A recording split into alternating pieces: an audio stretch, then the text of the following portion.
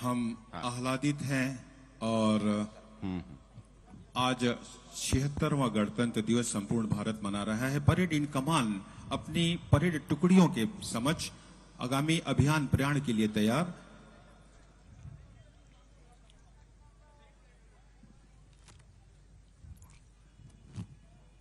हम सरगुजावासियों के चेहरे पे आज मुस्कान और आंखों में चमक है, क्योंकि स्वयं प्रदेश के मुखिया आज अंबिकापुर के इस पावन भूमि में ये जिला स्तरीय 76वें गणतंत्र दिवस समारोह में आज स्वयं उपस्थित हैं मुख्य अतिथि के रूप में।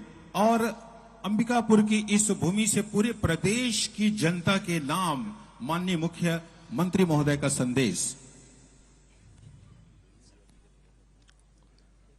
प्यारे प्रदेशवासियों, 76वें गणतंत्र दिवस की आप सभी को बहुत बहुत शुभकामनाएं।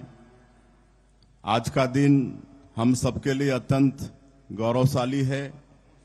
आज हम देश के गणतंत्र का उत्सव मना रहे हैं। इसके पीछे उन स्वतंत्रता संग्राम सेनानियों का बलिदान है जिन्होंने भारत को स्वतंत्रता दिलाई। उन संविधान निर्माताओं का योगदान है जिन्होंने इस संविधान के माध्यम से भारत को दुनिया का सबसे बड़ा लोकतंत्र बनाया। उन विभूतियों का योगदान है जो संविधान की रक्षा के लिए हमेशा डटे रहे तथा संविधान के मूल्यों पर चलकर अंत्योदय का कल्याण करते रहे। नक्सलवाद से लड़ते हुए देश की एकता और अखंडता के लिए अनेक जवानों ने अपना सर्वोच्च बलिदान दिया ताकि हम सुरक्षित रह सकें और समाज में शांति स्थापित हो सके। इन जवानों की शहादत को मैं सत सत नमन करता हूं। भारत की आज़ादी की यात्रा के साथ ही दुनिया के अनेक देशों ने भी अपनी स्वतंत्रता की यात्रा प्रारंभ की, लेकिन इनमें से कई देशों में शासन व्यवस्था पटरी से उतर गई और वहां की जनता आज अराजकता का सामना करने मजबूर है। गणतांत्रिक परंपराओं की अपनी ऐतिहासिक जड़ों और अपने श्रेष्ठ संविधान को के बूते लोकतांत्रिक राष्ट्र के रूप में भारत अविचल खड़ा ही नहीं है, अपितु निरंतर तरक्की के नए शिखरों को छू रहा है। भारत का संविधान एक पवित्र दस्तावेज है। यह वसुधैव कुटुंबकम की भावना से प्रेरित है। इसे एक ऐसे राष्ट्र के नागरिकों ने तैयार किया है जिनकी भावनाओं के मूल में विश्व बंधुत्व और मानव कल्याण की सोच है। हमारी आज़ादी की लड़ाई की सोच हमारे संविधान में पूरी तरह से झलकती है। बाबा साहेब डॉक्टर भीमराव अंबेडकर के नेतृत्व में जब हमारे छत्तीसगढ़ से संविधान निर्मात्री समिति के सदस्य संविधान तैयार कर रहे थे, तब निश्चय ही उनके सामने बाबा गुरु घासीदास जी के समता मूलक संदेश, शहीद वीर नारायण सिंह जी के संघर्ष की गाथा और पंडित सुंदरलाल शर्मा जी का छुआछूत विरोधी संघर्ष जैसे आदर्श रहे होंगे। इन सभी के विचारों को बाबा साहेब ने अंतिम ड्राफ्ट के रूप में बहुत सुंदरता से पिरोया था। इस गणतंत्र की धरोहर को सुरक्षित रखने और सहेजने संवारने की जिम्मेदारी हमारी और भावी पीढ़ी के हाथों में है। हमारा गणतंत्र हमें सत्यमेव जयते की सीख देता है। मुंडकोपनिषद का यह सूत्र वाक्य हमें बताता है कि अंधेरा कितना भी घना क्यों न हो, हमें उम्मीद नहीं छोड़नी चाहिए। अंततः विजय सत्य की ही होती है। हमारे गणतंत्र की इस भावना की विजय हमने गंभीर नक्सलग्रस्त इलाकों में देखी है। इन इलाकों में माओवाद ने अपनी हिंसक विचारधारा से न केवल आम आदमी के जीवन को नरक बना दिया था, अपितु भारत के गणतंत्र को चुनौती देने के लिए गणतंत्र खड़े करने की योजना बनाकर काम कर रहे थे। हमारे सुरक्षा बलों का इनसे लगातार संघर्ष चल रहा है। यशस्वी प्रधानमंत्री श्री नरेंद्र मोदी जी के नेतृत्व में नई रणनीति बनाकर हमने माओवाद के कैंसर को नष्ट करने का काम किया है। इस कैंसर को नष्ट करने के लिए जरूरी था कि इसकी जड़ों पर प्रहार किया जाए। हमारे जवानों ने माओवादियों के सबसे सुरक्षित पनाहगाहों में हमला किया। इसके नतीजे बहुत अच्छे रहे। 1 साल के भीतर ही हमने माओवादी काम इतने व्यवस्थित तरीके से हुआ कि छत्तीसगढ़ में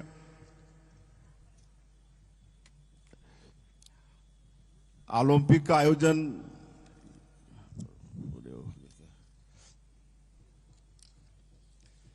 माओवादियों के डर के 260 से अधिक आतंकवादियों को मार गिराया। अंधेरी सुरंग खुल गई। जो रोशनी फूटी है उससे बस्तर में विकास का उजाला फैला है। जब केंद्रीय गृह मंत्री श्री अमित शाह जी पिछले महीने छत्तीसगढ़ आए तो बस्तर की इसी धरती में ग्राम गुंडम की एक बुजुर्ग मां उनके पास आई। माताजी ने उन्हें वनोपजों की टोकरी भेंट की और कहा कि माओवाद को पूरी तरह से नष्ट कर दीजिए। जब सरकार का इरादा, जवानों का हौसला और जनता का संकल्प मिल जाता है तो कोई भी हिंसक विचारधारा नहीं टिक सकती। बस्तर में माओवाद अब अंतिम सांसें गिन रहा है। शीघ्र ही बस्तर पूरी तरह से नक्सल आतंक से मुक्त हो जाएगा।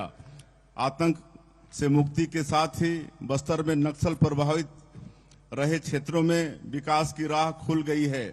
इसका माध्यम हमारी सरकार द्वारा चलाई जा रही नियत नेलानार योजना बनी है। अरसे बाद स्कूलों में घंटियां गूंजी, पानी बिजली का पुख्ता इंतजाम सुनिश्चित हुआ, आधार कार्ड बने और आयुष्मान कार्ड भी बन गए। बस्तर अब उमंग से भरा हुआ है। हमने यहाँ बस्तर ओलंपिक का आयोजन किया। पूरे बस्तर से 1,65,000 लोगों ने हिस्सा लिया। इनमें नक्सल हिंसा से प्रभावित परिजन भी थे, आत्मसमर्पित नक्सली भी थे और नक्सल हिंसा में अपने अंग गंवा चुके दिव्यांगजन भी थे। खेलों के इस महाकुंभ में खिलाड़ियों का उत्साह देखते ही बन रहा था। हम सबके लिए यह बहुत भावुक क्षण था। बस्तर ओलंपिक नए बस्तर की पहचान बन गया। किसान परिवार से आने वाले लोगों ने खेती का वो वक्त भी देखा है जब कड़ी मेहनत से धान उपजाने के बाद मंडियों में किसान भाई धान लेकर जाते थे तो औने पौने में धान बेचकर आना पड़ता था। बहुत मुश्किल से परिवार चलता था। खरीफ फसल के बाद उनके पास दूसरे राज्यों में जाकर मजदूरी करने के अलावा कोई विकल्प नहीं बचता था। श्रद्धेय अटल जी ने छत्तीसगढ़ राज्य का निर्माण किया तो धान की खरीदी की व्यवस्था भी आरंभ हुई। धान के कटोरे में कोई भी भूखा न सोए, इसके लिए मुख्यमंत्री खाद्यान्न सहायता योजना भी आरंभ हुई। यह काम इतने व्यवस्थित तरीके से हुआ कि छत्तीसगढ़ देश में खाद्य सुरक्षा का मॉडल राज्य बन गया। मुझे याद आता है कि छत्तीसगढ़ बनने के बाद शुरुआती दौर में धान खरीदी लगभग 4.63 लाख मीट्रिक टन के आसपास हुई। पिछली बार यह आंकड़ा 145 लाख मीट्रिक टन को छू गया। यह इसलिए हुआ कि हमारी सरकार किसान भाइयों को धान का सबसे अच्छा मूल्य दे रही है। हमने किसान भाइयों से 3100 रुपये प्रति क्विंटल तथा 21 क्विंटल प्रति एकड़ में धान खरीदा। किसानों से किए गए वायदे के अनुरूप हमने 13 लाख किसानों को 2 साल का बकाया बोनस भी दिया। इन सबके चलते पिछले सत्र में हमने किसान भाइयों के खाते में 49,000 करोड़ रुपए अंतरित किए। लगभग 2.5 माह से राज्य में तेजी से धान खरीदी चल रही है। किसानों के खाते में हम लगातार समर्थन मूल्य की राशि दे रहे हैं। प्रति एकड़ अंतर की राशि 800 रुपये हमारी सरकार के द्वारा आदान सहायता के रूप में एकमुश्त फरवरी माह में किसान भाइयों के खाते में भेजने का निर्णय लिया गया है। इसके साथ ही प्रदेश में भूमिहीन कृषि मजदूरों के लिए हमने दीनदयाल उपाध्याय भूमिहीन कृषि मजदूर कल्याण योजना का शुभारंभ भी किया है। इसके अंतर्गत हम 5,62,000 भूमिहीन कृषकों को 10,000 रुपये सालाना प्रदान कर रहे हैं। यह शुभ संकल्पों और अच्छी नियत का प्रतिफल है। छत्तीसगढ़ के किसान आज बेहद खुशहाल हैं, पलायन रुका है और किसान खेती में निवेश कर रहे हैं क्योंकि उन्हें खेती से अच्छी आय मिल रही है। डबल इंजन की सरकार किसानों को फसल का उचित मूल्य दिलाने के साथ ही खेती को हाईटेक करने का कार्य भी कर रही है। अब खेतों में कीटनाशकों का छिड़काव ड्रोन दीदी के हाथों हो रहा है। घंटों का काम ड्रोन दीदी का ड्रोन मिनटों में कर देता है। आपने इधर के वर्षों में देखा होगा कि जलवायु परिवर्तन तेजी से हो रहा है। कभी मानसून विलंब से आता है तो कभी असमय बारिश हो जाती है। इस बड़े संकट से निपटने के लिए पुख्ता तैयारी भी हमने की है। हमने ऐसे बीज तैयार किए हैं जो क्लाइमेट चेंज की चुनौती से निपटने में सक्षम हैं। एफपीओ के माध्यम से किसानों के लिए नए उद्यम के रास्ते हमने खोल दिए हैं। हमारे यशस्वी प्रधानमंत्री श्री नरेंद्र मोदी जी हमेशा कहते हैं कि हमें किसानों की आय दोगुनी करनी है तो पशुपालन को बढ़ावा देना होगा। हम सबने सहकारिता में अमूल का प्रयोग देखा है। भारत में एनडीडीबी अर्थात नेशनल डेयरी डेवलपमेंट बोर्ड के माध्यम से अमूल के रूप में श्वेत क्रांति की, छत्तीसगढ़ में भी श्वेत क्रांति की राह हमने खोल दी है। बीते महीने हमने एनडीडीबी के साथ एमओयू किया है। इस एमओयू के माध्यम से छत्तीसगढ़ दुग्ध महासंघ से जुड़ी समितियों को तकनीकी जानकारी एवं प्रशिक्षण दिया जाएगा। अभी प्रदेश में दुग्ध उत्पादन के लिए 621 सहकारी समितियां काम कर रही हैं। अब 3200 नई सहकारी समितियां बनेंगी। इस एमओयू के पश्चात 1.25 लाख से अधिक किसान दूध उत्पादक समितियों से तो जुड़ेंगे ही। इसका सबसे बड़ा लाभ यह होगा कि हमारे बच्चों के भोजन में दूध के रूप में प्रोटीन अधिक मात्रा में शामिल होगा। हमारी सरकार पंडित दीनदयाल उपाध्याय के अंत्योदय के आदर्शों के अनुरूप नागरिकों की आजीविका बढ़ाने के लिए प्रतिबद्ध है। हमारी धरती रत्नगर्भा है। खनिज संपदा के मामले में छत्तीसगढ़ अतुलनीय है। कोयले और लोहे के उत्पादन में हम देश में दूसरे स्थान पर हैं। देश के बॉक्साइट भंडार का 20% हमारे यहाँ है। सारी दुनिया इलेक्ट्रिक गाड़ियों को अपना रही है और भारत भी इसमें पीछे नहीं है। इलेक्ट्रिक वाहनों की बैटरी के लिए लिथियम की जरूरत होती है और इसके भंडार हमारे कोरबा, सुकमा और बस्तर जिले में है। इन खनिज संसाधनों का दोहन राज्य के आर्थिक विकास के लिए हो, इस जरूरत को पूरा करने हमारी सरकार ने ऐतिहासिक काम किया है। आज छत्तीसगढ़ में कहीं भी चले जाइए, शानदार चौड़ी सड़कें, फ्लाईओवर से आपका स्वागत होगा। रांची, हैदराबाद और विशाखापट्टनम जैसे शहरों से छत्तीसगढ़ को जोड़ने वाले एक्सप्रेसवे का काम पूरा हो जाएगा तो यह कनेक्टिविटी अभूतपूर्व स्तर तक पहुंच जाएगी। केंद्र सरकार ने हमारे राज्य में सड़क अधोसंरचना को बेहतर करने के लिए 20,000 करोड़ रुपए के कार्यों की घोषणा भी की है। बिजली उत्पादन के मामले में छत्तीसगढ़ सरप्लस स्टेट है। ये सारी बातें छत्तीसगढ़ में निवेश की संभावना को बेहद आकर्षक बनाती हैं। इतने बेहतर वातावरण में यदि निवेश के इच्छुक उद्यमों को अनुदान सहित अनेक सुविधाएं मिले तो उनके लिए यह सोने पर सुहागा है। हमारी नई उद्योग नीति ने यही कार्य किया है। ईज ऑफ डूइंग बिजनेस अंतर्गत जरूरी सुधार किए गए हैं। सिंगल विंडो 2.0 से एनओसी की दिक्कत बिल्कुल दूर हो गई है। हमारा फोकस यह है कि स्थानीय लोगों को अधिकतम संख्या में रोजगार मिल सके। 1000 से अधिक स्थानीय लोगों को रोजगार देने वाले उद्यमों के लिए हम विशेष अनुदान दे रहे हैं। नई औद्योगिक नीति में हमने इस बात का पूरा ख्याल रखा है कि ऐसे उद्योगों को प्रोत्साहन दें जिनके लिए छत्तीसगढ़ की विशेषताओं के अनुरूप आगे बढ़ने की भरपूर संभावनाएं हों।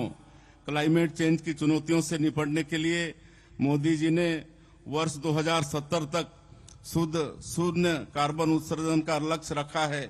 इससे कार्बन उत्सर्जन कम करने वाली टेक्नोलॉजी अर्थात ग्रीन उद्यमों के लिए बड़ी संभावनाएं बनी है।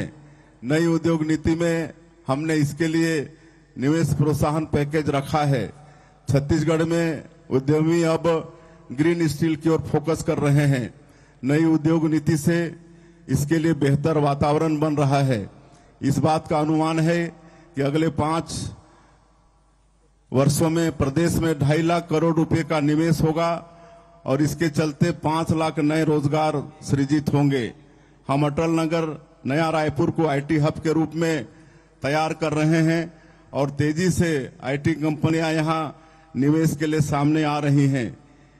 यहां पर हम 14 एकड़ में एआई डाटा सेंटर भी बना रहे हैं। इससे बड़ी संख्या में लोगों को रोजगार मिल सकेगा। राज्य के युवाओं को वित्तीय बाजारों के लिए प्रशिक्षित करने और इसके माध्यम से रोजगार के अवसर बढ़ाने शासन द्वारा नेशनल स्टॉक एक्सचेंज के साथ छात्र स्किलिंग प्रोग्राम के लिए एमओयू करने का निर्णय लिया गया है। यह प्रशिक्षण हाई स्कूल, हायर सेकेंडरी और कॉलेज के विद्यार्थियों के लिए संचालित किया जाएगा। नई उद्योग नीति में हमने छत्तीसगढ़ की पर्यटन संभावनाओं का भी पूरा ध्यान रखा है। हमारे यहाँ एशिया का नियाग्रा कहा जाने वाला चित्रकूट जलप्रपात है। कांगेर घाटी में कोटोनसर जैसी विलक्षण गुफाएं हैं। यहाँ धोड़मारास को संयुक्त राष्ट्र पर्यटन संगठन ने बेस्ट टूरिज्म विलेज के रूप में चुना है। सरगुजा में रामगढ़ की पहाड़ियां हैं। यहाँ के विलक्षण प्राकृतिक सौंदर्य से अभिभूत होकर महाकवि कालिदास के मन में अपने महान खंड काव्य मेघदूत को लिखने का विचार आया। जसपुर में विश्व का सबसे बड़े प्राकृतिक शिवलिंग मधेश्वर महादेव हैं।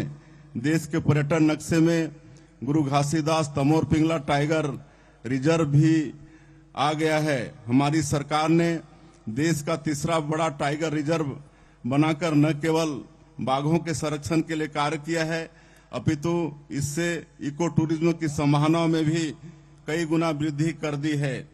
अपनी प्राकृतिक संपदा को न केवल हम सहेजे हुए हैं, अपितु उसका निरंतर संवर्धन भी कर रहे हैं।